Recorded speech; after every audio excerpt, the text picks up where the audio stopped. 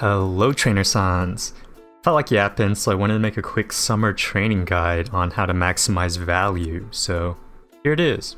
During summer, which is during July and August, your facilities are temporarily maxed out at level 5. There's not a summer training bonus or anything, it's just a temporary facility upgrade. Each facility level increases the base stat gain for a training, usually by +1, but this base value gets multiplied by your support card bonuses. So when you factor in the support card training bonus, the friendship bonus, the mood bonus, and the other mood bonus multipliers, then all of a sudden those couple of extra base stats are getting multiplied by a lot, leading to tens of extra stats for a training, which is a pretty significant upgrade in the long run and very important for making strong Umas. So you might think that this is the time to get those rainbow trainings with those high facility levels. Well, it's not actually that simple. For this video, I will use a speed power support deck as an example, but you can replace it with any other combo, I don't really care. First of all, summer trainings do not contribute to leveling facilities. Leveling the facilities that you have cards for is a major objective for the overall strength of your run. In our example, that makes doing speed and power summer trainings a little less valuable, since those summer trainings don't contribute to the level of your facilities. Next, you need to consider your facility levels outside of summer. If you already have a level 5 speed training facility on your run, then you're not actually getting significant stat boosts by doing those speed trainings during summer versus outside of summer. On the other hand, in my example, if your Uma is currently lacking in stamina, guts, and wit, then summer is actually the most efficient time to train those. You get to use the benefits of a level 5 facility during summer without having to spend the 16 required turns that it would normally take to level up the facility. So if I wanted more stamina on my Uma, then it would only make sense that I would try to train stamina during summer to use those level 5 facilities, and then continue with my speed and power training outside of summer where my facilities are already at a good level, instead of doing bad stamina trainings outside of summer using level 1 facilities. Obviously, I'm not saying to only train in things that you don't have cards of during summer. A triple rainbow in speed is still a buttload of stats that's definitely worth taking in or outside of summer. But if you have a single speed rainbow and a non-rainbow summer stamina training with 4 supports on it, then it might be worth taking a second to stop and think what stats you currently need and when you'll be able to efficiently gain them. And it turns out summer is a pretty great time to raise those lacking stats.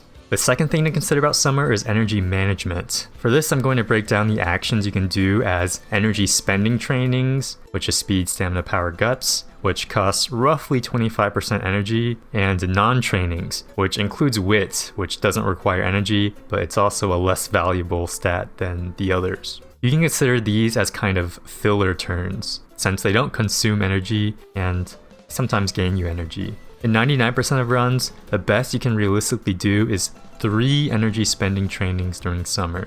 The only way to get 4 is 1. To have really good friend support luck with the training cost reduction, which is unrealistic. 2. Having a really big max energy cap, like from the acupuncture option. So you start summer with like 130 energy, which is inconsistent. Or 3.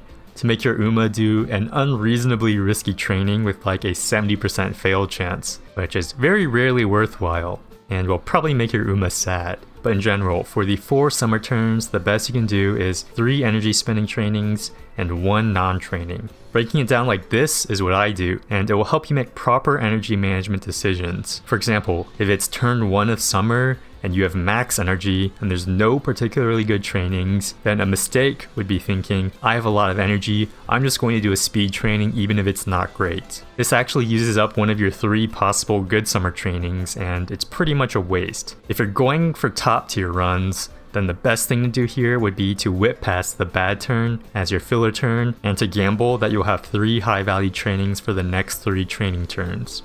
That also makes resting once during summer not that bad either, since it only uses up your filler training turn and it doesn't affect your 3 main trainings. Wit as your non-training turn is still better if it's possible, but it's not always possible depending on your energy management before summer. So that leads us to a couple of basic plans that you can try to aim for. The best summer you can do is starting with full energy and doing 3 trainings plus a wit. Use your wit training when there's no good training options, or when you have a bunch of support cards on wit, you can take advantage of that level 5 wit facility. This plan only works with full energy, but it maximizes the value that you can get out of your summer. Another common situation is when you get a mood down a few turns before summer. Yes, it's good to do summer trainings with a great mood, but instead of spending a turn wrecking before summer, it's also good value to instead take advantage of the guaranteed mood up when you rest during summer. So whenever I get a mood down, I like to save it for a planned rest on the first turn of summer. This saves you a turn of wrecking and you still get your 3 good trainings in.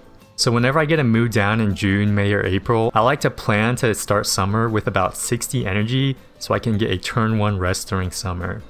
This is a high value filler turn and you still get your 3 good trainings in.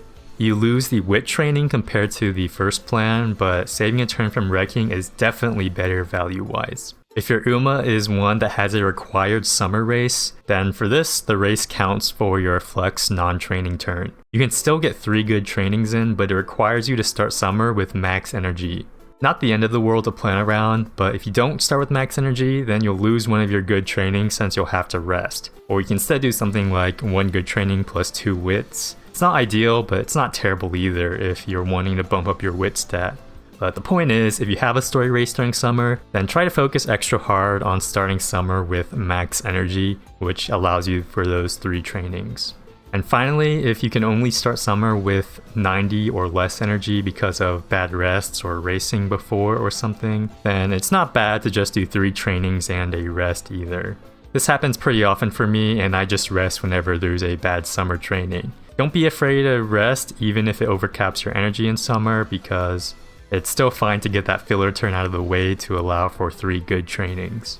If you want to be base though, then you should rest all 4 turns during summer, because your Uma deserves a chill summer vacation after grinding for so long. Anyways, that's my summer guide. Hopefully you learned a thing or 2 that you can apply to your runs. If you didn't, well, I don't know, have this badge that you can put on your profile or something. But yeah, make sure to give your Umas tons of head pats, make good summer decisions, and I'll see you around.